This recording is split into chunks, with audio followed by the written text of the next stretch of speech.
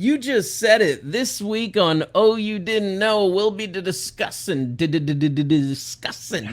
last time Road Dogg wrestled at a WrestleMania. Oh my Lord. WrestleMania 30. That was the graphic from New Orleans or New Orleans. Nolans. Yeah, I think it's Nolans. I think people from here call it Nolans, but we always called it New Orleans when we drove over there because I just lived 3 hours from there.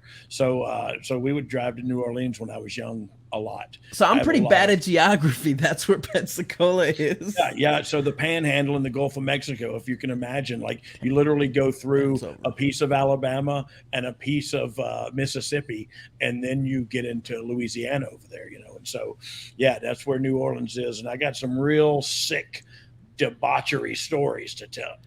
Wait, I'm hearing from my wife. No, I can't tell any of those stories. But I, we will talk about the time I wrestled. I feel like, yeah, I'm going to stay with that too. This WrestleMania was the first to be aired on the WWE network, along with pay per view, which meant that you could order the same service for $9.99 in America and get to the pay per view, for which they're normally charging $60. Right. There's been a lot of talk about this in later years, but back then, what did this mean to the talent? Was the pay structured differently, as everyone would always talk about their WrestleMania payoffs, and now the pay per view buys were going to be way down? Was there a lot of talk about that, or was it just excitement of something new, or at that point, it was just confusion in the unknown of something new? Yeah. No, look, I do think it was excitement of something new. I don't think anybody was worried. Look, WWE has always, as long as I've been around since '95, always paid people accordingly. Some people say, "Hey, I don't feel that's fair," and they renegotiate an offer or something, or they get told, "No, we feel like that's fair for where you were on the card and all that."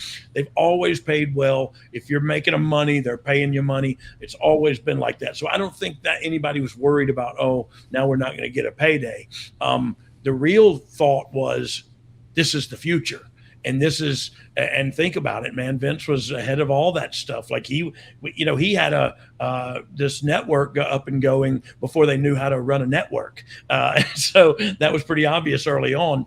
But they worked out the kinks really quick, and he was way out ahead of a lot of people who are now all of a sudden trying to do this very same thing. And so, look, he's always made wise business decisions. This was just another one. He saw the way of the future, and he went that way.